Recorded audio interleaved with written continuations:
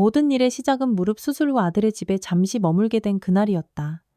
건강이 크게 나쁘지 않았지만 수술 경과를 지켜보라는 의사의 권유로 서울에 있는 아들 집에서 몇 주만 지내기로 했을 때 나는 전혀 예상치 못한 소홀과 배신을 겪었다. 가벼운 짐가방 하나 들고 들어선 집의 문턱에서 그동안 쌓아 올렸던 믿음이 무너지는 소리를 듣게 될 줄은 몰랐다. 나는 박원주라고 한다. 70이 훌쩍 넘었지만 혼자 살 때도 일상은 나름대로 바빴다. 부산에 있는 작은 아파트에서 혼자 지내며 때로는 동네 어르신들과 모임을 갖고 때로는 손주들 보러 서울에도 오가곤 했다. 그러나 무릎이 갑자기 아파져서 서울다림병원에서 수술을 받은 뒤 회복을 위해 아들 집에서 당분간 지내게 되었다. 아들은 유민혁, 며느리는 안지영. 두 사람은 서울 변두리에 있는 내가 마련해둔 아파트에서 신혼생활을 시작했다. 이 아파트는 십수년 전 혹시 아이들이 서울에 정착하게 되면 써라 하는 마음으로 미리 사두었던 집이다. 남편이 세상을 떠난 후 내게 남은 유일한 버팀목이라 할 수 있었다. 결혼을 앞둔 민혁과 지영을 보며 젊은 부부가 편히 살기 바란다는 마음으로 그 집을 내주었고 얼마 지나지 않아 증여까지 해버렸다. 그때는 아무 의심이 없었다. 아들이고 며느리니까 내 모든 걸 줘도 아깝지 않다고 생각했다. 그러나 사람 일은 참 모르는 법이었다. 증여가 끝난 뒤 며느리 지영의 태도가 달라지기 시작했다. 처음에는 어머님 어서 오세요 하며 밝게 웃던 아이가 서서히 딱딱한 표정을 짓고 날 대하는 말투가 예전만 못해졌다. 말은 여전히 존댓말이었지만 목소리나 시선에는 미묘한 거리감이 느껴졌다. 수술 후 집에 왔을 때 처음 며칠은 그래도 무난했다. 아침 저녁으로 어머님 식사하셨어요? 하고 묻기도 하고 약 봉투도 챙겨주었다. 나는 몸이 좀 불편했지만 그래도 손주 얼굴도 보고 아들과 이야기도 나누며 지내려 했다. 그런데 아들은 회사 업무가 바쁘다며 새벽같이 나가 밤늦게 들어왔고 며느리는 알 수 없는 이유로 내게 점점 서늘한 태도를 보였다. 문제의 날은 어버이날 아침이었다. 아들은 회사에 급히 나가야 한다며 아무 말 없이 서둘러 집을 나섰다. 며느리 지영은 방문을 거칠게 두드리더니 슬쩍 문을 열고 들어왔다. 방 안에서 쉬고 있던 나를 쓱 내려다본 그 애는 겉으로는 예의를 차렸지만 목소리는 딱딱했다. 어머님, 오늘은 방에서 안 나오시는 게 좋겠어요. 저희 엄마가 잠깐 오시거든요. 둘이 마주치면 서로 불편하니까 그냥 계시던 대로 있어주세요. 나는 그 말에 가슴이 쿵 내려앉았다. 내 입장에서 보면 손님을 맞이하는 날이고 며느리의 친정어머니가 온다면 오히려 내가 나가서 맞는 게 자연스럽다고 생각했다. 그런데 며느리는 그렇게 하지 말고 방에 머물러 달라고 부탁했다. 아니, 부탁보다는 명령에 가까웠다. 그 목소리에서 느껴지는 건 배려가 아니라 나를 이 집에서 투명인간 취급하겠다는 뉘앙스였다. 차마 아무 말도 하지 못했다. 몸이 아픈 사람이 괜히 티내봐야 스스로 더 초라해지는 것만 같았다. 머뭇거리고 있는데 지영은 갑자기 흰 봉투 하나를 내 무릎 위에 툭 던지듯 내려놓았다. 어버이날이라고 준비했어요. 그래도 어머님 쓰실 때가 별로 없을 것 같아서 조금만 넣었어요. 돈보다 그 말투가 더 거슬렸다. 거지한테 동량을 주듯 던져놓고 얼마 없다고 말하는 그 태도가 너무 야속했다. 며느리는 봉투를 내려놓자마자 뒤돌아 나갔고 나는 얼떨결에 그 돈을 쥔 채 방 안에 고립된 느낌으로 남았다. 한동안 텅 빈 시선을 봉투에 고정한 채 있었다. 마음이 복잡했지만 막상 뭐라 하기도 힘들었다. 내 상황이 이 집에 얹혀 사는 처지 같다는 생각이 들어서 괜히 한마디 했다가 더 큰 봉변을 당할까 두렵기도 했다. 조심스레 봉투를 열어보니 10,000원짜리 지폐 한 장이 들어있었다. 그것을 보는 순간 얼굴이 화끈 달아올랐다. 한평생 가족을 위해 헌신했던 내가 이제는 10,000원으로 평가받는 기분이었다. 차라리 주지를 말지 하는 생각이 스쳤다. 돈 자체가 중요한 게 아니었다. 마음을 담아주었다면 10,000원도 고마웠을지 모른다. 하지만 며느리가 보여준 태도는 당신은 이 정도면 충분하다고 선언하는 것 같았다. 굴욕감에 침대 머리맡에 봉투를 내려놓았다가 다시 집어들었다. 오래전부터 나는 별말 없이 참는 삶을 살아왔지만 그날의 봉투는 유독 나를 깊이 상처 입혔다. 곧 현관문 소리가 들렸다. 며느리 친정 어머니가 온 모양이었다. 밖에서 웃음소리가 들리고 카네이션도 달아준다며 시끄럽게 떠드는 기색이 역력했다. 나는 방문을 열고 나갈까?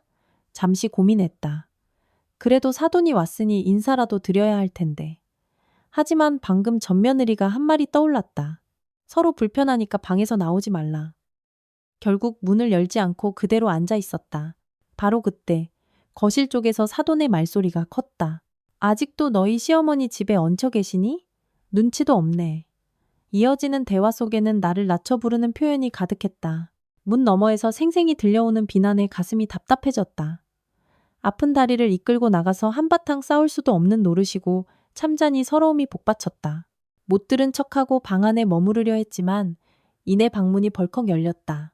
아이고, 사돈 여기 계셨군요. 내가 왔으면 나와서 인사라도 하셔야지. 젊은 애가 뭐라 그랬어도 나이 드신 분이 이렇게 누워 계시는 건 좀 예의가 아니잖아요? 사돈은 시치미를 뚝 떼고 날 내려다봤다. 며느리 지영이 뒤에서 어쩔 줄 몰라 했다. 그래도 사돈을 말리려는 기색은 없다. 사돈은 날 비웃듯 덧붙였다. 그래서 내가 방문까지 열고 직접 인사하러 왔지. 내가 이런 사람이라. 하하. 그 말에 또 한 번 상처받았지만 나는 침묵했다. 내 성격상 더 이상 이야기를 나눠봐야 상처만 깊어질 걸 알았기 때문이다. 사돈은 마치 이긴 사람처럼 거실로 나가버렸고 며느리는 그 뒤를 따라갔다. 나만 이 방 안에 남겨졌다. 차가운 공기만이 내 곁을 감싸고 있었다. 시간이 흘러 사돈의 방문은 즐겁게 마무리된 듯했다. 밖에서는 카네이션을 달고 웃고 떠드는 소리가 났고 거실 여기저기서 부딪히는 그들만의 축하가 이어졌다. 나는 벽 하나를 사이에 두고 그 웃음소리를 들으면서 내 존재가 이 집에서 얼마나 부수적인지 다시금 깨달았다. 그날 오후 휴대전화가 울렸다. 화면을 보니 딸 유희정이었다. 엄마 어버이날인데 어떻게 지내세요? 오빠는 잘 챙겨드려요? 평소 같으면 밝게 대답했을 텐데 입이 떨어지지 않았다. 힘없이 괜찮아. 그냥 좀 쉬고 있지. 하고 말했더니 이정이 곧바로 눈치를 챈 모양이었다. 목소리에 힘이 없다고 무슨 일 있느냐고 집요하게 물었다. 처음에는 말하기가 싫었다. 딸에게 괜한 걱정을 끼치기 싫었고 혹시나 남매 사이가 틀어질까 두려웠다. 하지만 한번 입을 뗀 후에는 지금까지 쌓였던 속마음이 본물처럼 쏟아졌다. 어버이날이라며 10,000원을 던지듯 준 일, 방에서 나오지 말라고 한 말, 사돈에게 들은 모욕적인 대화 전부 털어놓았다. 이정희는 바로 화를 냈다. 세상에 엄마가 이런 대우를 받다니 말도 안 돼요. 오빠는 뭐 하는 거예요? 새언니가 그러면 말려야지. 흥분한 딸의 목소리를 듣고 있자니 곱게 자라. 늘 얌전했던 아이가 이렇게 분노할 수도 있구나 싶어 마음이 복잡했다. 이정희는 당장 부산에서 올라오겠다고 했지만 나는 괜찮다면서 말렸다. 굳이 더 큰 소란을 만들고 싶지 않았다. 전화를 끊고 한참 멍하니 앉아 있었다. 그때 문자 하나가 눈에 들어왔다. 박원주 고객님. 국민 체크카드 650만 원 결제 완료. 프라임몰 안마의자. 그 아래에 또 하나. 박원주 고객님. 국민 체크카드 350만 원 결제 완료. 하늘투어 일본 온천 패키지. 나는 몇 초간 숨이 막혔다. 그 카드는 원래 내 약값과 병원비를 위해 며느리 지영에게 잠시 맡겨둔 것이었다. 병원비가 크지 않아 가끔 결제만 할 거라며 지영이 내 카드를 챙겨갔는데 내가 모르는 사이에 무려 1,000만 원이 넘는 금액을 결제한 것이다. 그것도 자기 친정 식구들을 위해 안마의자를 사주고 일본 여행까지 예약해 둔 듯했다. 배신감에 몸이 부들부들 떨렸다. 나를 이렇게까지 속이는구나. 며칠 전에는 나에게 고작 10,000원을 어버이날 선물이라며 던지더니 정작 자기 친정어머니에게는 1,000만 원어치 넘게 퍼주고 있었다. 한평생 참기만 하면서 살았던 내게 이제는 더 이상 참고 있을 수 없다는 마음이 솟아올랐다. 그날 밤 나는 뜬 눈으로 지새웠다. 어떻게 해야 할지, 이대로 넘어가야 하는 건지 아니면 무엇이라도 해야 하는 건지 수백 번 고민했다. 부모가 자식한테 주는 건 당연하다고 여겼던 예전 생각이 송두리째 흔들렸다. 내가 이렇게까지 무시당해도 되는 걸까? 생각할수록 분노와 서러움이 뒤엉켜 가슴이 답답해졌다. 다음 날 아침 예상치 못한 손님이 왔다. 문을 열어보니 이정이었다. 전화를 끊은 뒤로 엄마가 걱정돼 그냥 못 기다리겠다며 밤차로 달려온 모양이었다. 뭔가 심상치 않은 표정의 딸이 무슨 일이냐고 재차 물었고 나는 잠시 갈등하다가 어제 받은 카드 결제 문자를 그대로 보여주었다. 이정은 화면을 똑바로 쳐다보다가 예약자 이름과 배송지를 하나하나 확인했다. 엄마, 이거 새언니 친정 맞네요. 배송지도 여행자 명단도 모두 그 집 식구들이에요. 나는 고개를 끄덕였다. 병원비에만 쓰겠다더니 이렇게 몰래 한 거지. 이정은 너무 화가 난 듯 당장이라도 며느리를 불러와 따지고 싶어 했다. 잠시 후 이정이 내 손을 잡고 조심스레 물었다. 엄마, 작년에 집 증여해 준 거 혹시 취소할 수 있는지 알아볼래요? 법적으로 은혜를 저버린 경우에는 취소가 가능하다고 들었어요. 카드 무단 사용은 명백한 범죄기도 하고. 나는 그 말에 잠시 멍해졌다. 증여를 어떻게 다시 뺐냐. 사람들이 뭐라고 하겠어. 하고 대답했지만 이정은 단호했다. 엄마, 이건 체면 문제가 아니라 권리 문제예요. 엄마가 얼마나 그 집을 위해 헌신했는지 내가 제일 잘 알아요. 그런데 이렇게 무시까지 당하면 그건 더 이상 가족 간 도리가 아니에요. 변호사한테 상담받아 보자고요. 나는 별다른 답이 나오지 않았다. 딸의 눈빛은 단호했고 내 마음도 이미 한편으로는 지칠 대로 지친 상태였다. 결국 일단 알아보자는데 동의했다. 이정은 대학 시절 친구인 백소연 변호사에게 전화를 걸었다. 간단히 사건 개요를 말하더니 상담 예약을 잡았다. 이정은 전화를 끊고 가능하다는 소연의 말을 전해주었다. 카드 무단 사용은 명의도용이나 다름없고 증여받은 사람이 그런 식으로 은혜를 배신했다면 충분히 취소 사유가 될 수 있대요. 내 마음은 참 복잡했다. 남의 이야기라면 당연히 취소해야지라고 말했겠지만 대상이 아들과 며느리라고 생각하니 쉽지 않았다. 그래도 이제 한계를 넘은 느낌이었다. 잠시 후 나는 아들에게 전화를 걸었다. 미녀가 네 아내가 내 카드로 1,000만 원 넘게 쓴 거 알고 있었니? 아들은 깜짝 놀란 듯 목소리가 떨렸다. 처음 듣는데? 무슨 일이야? 퇴근하고 바로 갈게. 전차마자 피곤함이 몰려왔다. 예전 같으면 이런 문제 자체가 일어나지 않았을 텐데 언제부터 내가 이렇게 무시당하는 사람이 되었나 하는 자괴감이 들었다. 그날 저녁 아들과 며느리가 서둘러 집에 왔다. 딸 이정도 옆에 앉아 있었고 식탁 위에는 내가 미리 출력해둔 카드 명세서가 놓여 있었다. 아들은 그 내역을 보고 눈이 휘둥그레졌다. 지영아, 이거 진짜 네가 한 거야? 며느리는 잠시 아무 말도 못하다가 죄송해요. 잠깐 빌렸었는데 곧 갚으려고 했어요 라며 얼버무렸다. 이정이 목소리를 높였다. 어디서 누구 허락받고 빌린다는 거야. 엄마 카드인데 말도 안 하고 가족 아니면 명의도용이잖아. 며느리는 더 이상 할 말이 없는 듯 눈물만 글썽였다. 아들은 자신의 휴대전화를 꺼내며 며느리의 예약 내역과 배송 메시지를 차례로 확인하고 이건 이미 확정됐네. 여행 패키지도 안마의자도 하면서 한숨을 내쉬었다. 내가 조용히 말했다. 나중에 갚으면 된다는 문제가 아니야. 어제 나한테 준 봉투에는 10,000원 넣고 내 방문 두드리며 어버이날이니 받으세요 하더니 정작 너희 친정엔 1,000만 원 넘게 썼지? 도대체 나를 뭘로 본 거니? 며느리는 울음을 터뜨렸고 아들도 크게 낙담한 얼굴이었다. 나는 더 이상 여기 있을 이유가 없다고 생각했다. 이미 옷가지를 챙겨두었으므로 가방을 들고 자리에서 일어섰다. 아들과 며느리가 다급하게 말렸다. 어머니 죄송해요. 다시는 안 그럴게요. 잘못했어요. 그러나 내 마음은 이미 돌아설 대로 돌아선 뒤였다. 평생 참고 산 것이 너무 바보 같았다. 미녀가 엄마가 지금 경찰서에 가도 이상하지 않을 정도다. 하지만 오늘은 그냥 나가련다. 앞으로 어떻게 할지는 변호사랑 상의할 테니 더는 말리지 마. 이정이 내 가방을 대신 들고 방문을 나섰다. 며느리는 바닥에 주저앉아 정말 잘못했어요를 외쳤지만 나는 차가운 시선으로 그 아이를 돌아봤다. 그럼에도 불구하고 10,000원짜리 봉투가 내 진심이라니 내가 참 서글프다. 준 돈이 아니라 너의 태도가 문제였다. 지금 더는 아무 말도 듣고 싶지 않아.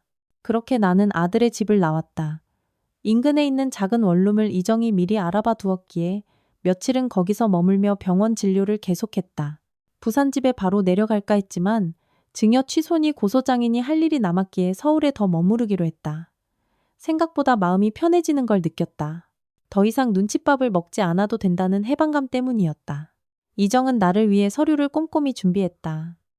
증여 계약서 사본, 통장 거래 내역, 그동안 며느리 친정에 보낸 돈과 각종 선물 목록까지 하나하나 정리했다. 그 양이 생각보다 많아서 나도 놀랐다. 결혼식 비용뿐 아니라 친정아버지 병원비에 보험료까지 대주었는데 그 모든 금액이 결코 적지 않았다. 내가 이렇게까지 해줬는데 결국 나를 이런 식으로 대하다니 자괴감이 다시금 찾아왔지만 뒤늦게나마 내 권리를 찾아야겠다는 결심이 서서히 굳어졌다. 며칠 후 이정 친구인 백소연 변호사가 직접 원룸으로 찾아왔다. 소연은 30 중반의 젊은 변호사였지만 표정도 말투도 꽤 믿음직스러웠다. 이 사안은 충분히 증여 취소로 인정받을 수 있을 것 같아요. 부양 의무를 져버렸고 심지어 카드 무단 사용까지 있었으니 법적으로 유리합니다. 소송으로 가면 조금 시간이 걸릴 수 있지만 취소 가능성이 높아요. 나는 서류를 넘겨주며 혹시 소송까지 안 가고 원만히 합의할 수도 있나요? 하고 물었다. 내 속마음 한편엔 그래도 아들과의 관계를 완전히 끊고 싶지는 않다는 미련이 있었다. 소연은 고개를 끄덕였다. 물론이죠. 사인이 서로 납득하면 합의로 마무리될 수 있습니다. 다만 변호사 입장에서는 확실하게 준비한 뒤에 합의를 권해요. 그래야 또 뒤통수를 안 맞으니까요. 그날부터 나는 증거들을 꼼꼼히 모으고 소연의 안내에 따라 서류를 갖추기 시작했다. 아들과 며느리는 매일 전화 왔다. 아들은 대체로 엄마 그날은 미안했다. 제발 다시 집으로 돌아와 달라. 고 사과를 반복했고 며느리는 울먹이며 정말 잘못했다. 당장이라도 카드값을 갚을 테니 용서해 달라. 고 했다. 그러나 내 속은 이미 상처로 가득했다. 일단 카드값은 돌려받을 수 있을 것 같았다. 며느리가 가족들에게 빌려서라도 일단 갚겠다고 하기에 나도 이 부분은 크게 문제 삼지 않았다. 하지만 그 집 아파트와 내 이름으로 남겨진 몇몇 재산 문제만큼은 반드시 되찾겠다는 생각이었다. 이정과 변호사와 상의해 합의하에 서명하든 재판을 가든 결론은 증여 취소로 잡았다.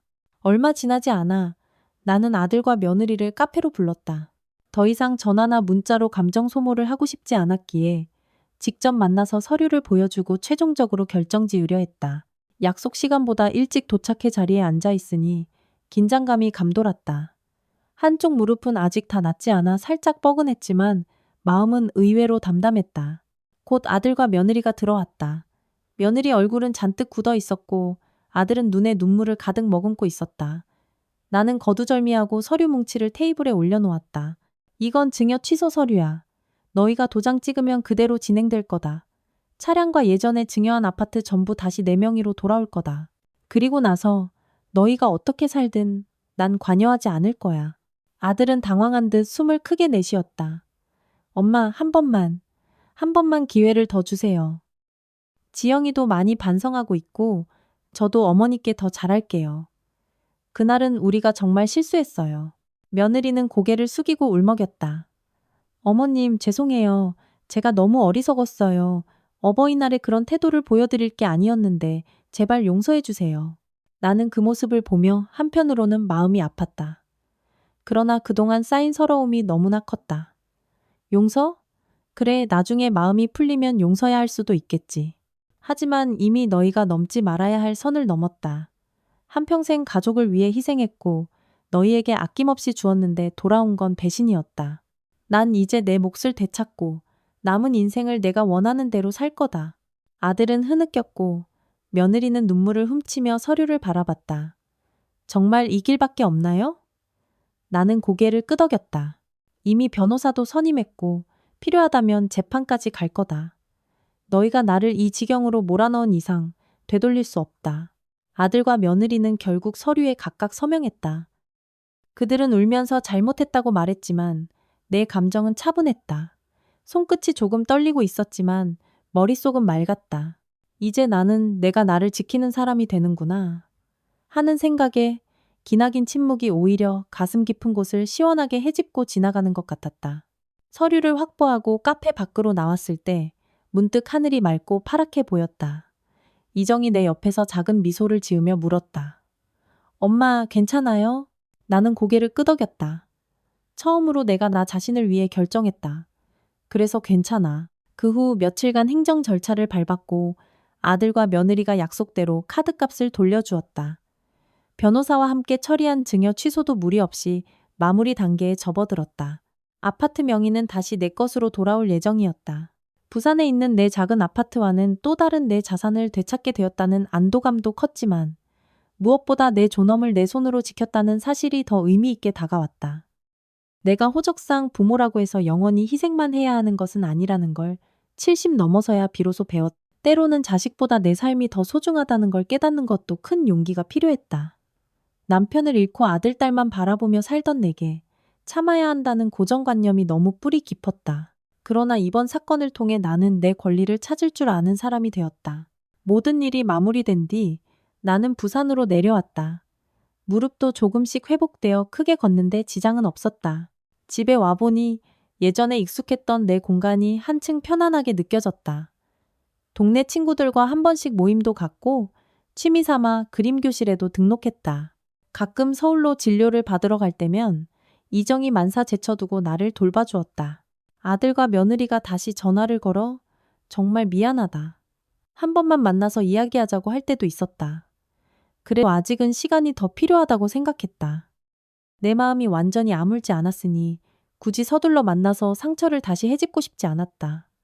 언젠가 정말 둘 다 바뀐 모습을 보이면 그때 생각해 볼 수도 있겠지. 지금은 그저 차분히 내 인생을 즐기기로 했다. 그림 교실에서 만난 사람들과 카페에 들러 차 한 잔 마시는 게 내 요즘 낙이다.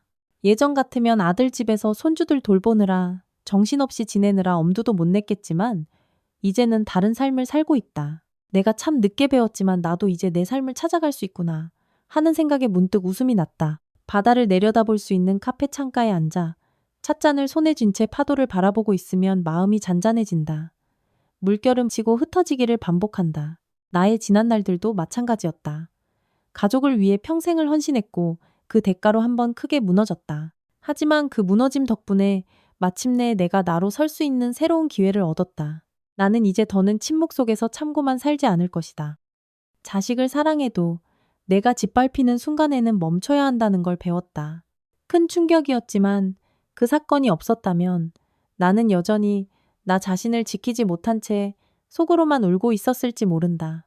결국 인간에게 정말 필요한 것은 남을 위해 희생하는 마음이 아니라 스스로를 지킬 용기라는 걸 깨달았다. 부산의 밤바다는 깊고도 고요하다. 가끔 외롭고 쓸쓸한 마음이 들 때도 있다. 남편도 없고 아들과의 관계도 일단은 단절된 상태이니 어쩔 수 없다. 그래도 예전처럼 눈물로 지새우는 일은 훨씬 줄었다. 내 손으로 되찾은 인생과 함께 앞으로는 더 단단한 사람이 되고 싶다. 그림 교실에서 배운 색연필로 하늘과 바다를 그리며 마음속에서도 새로운 풍경을 펼쳐나갈 생각이다. 언젠가는 아들과 며느리를 다시 대면할 날이 오겠지만 그 전까지는 내 자신부터 돌보고 싶다. 무릎 수술도 마음의 상처도 이제는 많이 아물었다. 지금 내가 필요한 것은 사랑이 아니라 내 삶의 주인공이 되겠다는 결심이다. 남은 인생이 길지 않을 수도 있지만 그 시간이 얼마가 되었든 후회 없이 살아가고 싶다. 생각해보면 내 인생은 늘 남을 위해 바쳐온 시간이었다. 자라나는 아이들에게 모든 걸 주고 가족에게 헌신하며 스스로는 늘 뒷전이었다. 그런 삶이 잘못은 아니지만 날 소홀히 한 대가가 혹독하게 돌아왔다는 사실이 아팠다. 그러나 지금부터라도 스스로를 돌보고 나를 인정해주는 삶을 살기로 했다. 마치 오랜 장마 끝에 해가 뜨듯 조금 늦었지만 나에게도 빛이 찾아온 셈이다. 이제 나는 물결치는 바다를 바라보며 스스로에게 다짐한다. 늦게라도 용기를 내서 다행이야. 앞으로 내 목소리를 잃지 말자. 내가 이야기 속 주인공이 아니라 내 삶의 주체가 되는 느낌이 든다. 몇 달 만에 그림 교실 사람들과 함께 전시회도 준비한다. 하나씩 내가 좋아하는 일을 찾아갈 때마다 마음이 환해진다. 이 글을 읽는 누군가가 있다면 꼭 전하고 싶다. 나이와 상관없이 누구에게나 자신을 지킬 권리가 있다는 것을, 가족이라 해도 부당하게 무시받는다면 스스로를 구해야 한다는 것을, 날 때부터 부모이거나 자식인 사람은 없고 결국엔 한 인간 대 인간으로 살아가는 것이다. 그러니 상대를 존중해 달라는 요구는 당연한 것이다. 나 역시 힘든 선택이었지만 결코 후회하지 않는다.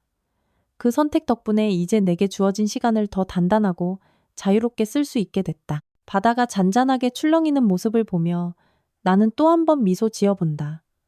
이 평온을 되찾기 위해 흘린 눈물과 긴 밤들의 허탈함이 결코 헛되지 않았다고 믿는다. 오늘 이야기가 누군가에게 작은 용기가 되었으면 한다. 누구도 자신을 함부로 대하게 놔둬서는 안 된다. 관계가 나를 짓누르는 순간이라면 그것이 가족이라 해도 과감하게 맞서야 한다. 내가 지닌 목소리, 내가 지닌 가치, 그 모든 것들이 존중받아 마땅하기 때문이다. 이제 나는 이전과 함께 조용한 강가 산책로를 걸으며 새로운 일상을 즐긴다. 가끔 먼 훗날 아들과 며느리가 정말 달라진 마음으로 찾아오면 내가 어떤 표정을 지을까 생각해 보기도 한다. 아직은 멀었고 솔직히 바로 용서가 되진 않을 것이다. 그동안 내가 느꼈던 굴욕과 슬픔이 너무 컸으니까. 하지만 언젠가는 시간에 기대어 그들과의 새로운 관계를 고민해 볼 수도 있으리라. 무엇보다 지금 나는 내가 원하는 곳에서 내가 하고 싶은 일을 하며 지낼 수 있게 되었다. 돈보다 더 소중한 건 바로 내가 나를 지킬 수 있다는 마음가짐이다. 그 마음이 있을 때 비로소 늦은 밤에도 편히 잠들 수 있고 아침 해가 떠오르는 걸 즐길 수도 있는 것이다. 삶은 예측할 수 없게 흐른다. 어느 순간 갑자기 무너질 수 있고 기대했던 이에게 배신당할 수도 있다. 그러나 그런 상처가 때로는 우리를 더 단단하게 만드는 계기가 되기도 한다. 나는 길고 긴 세월을 돌아 이제야 겨우 그 사실을 알았다. 바다는 오늘도 변함없이 넘실거린다.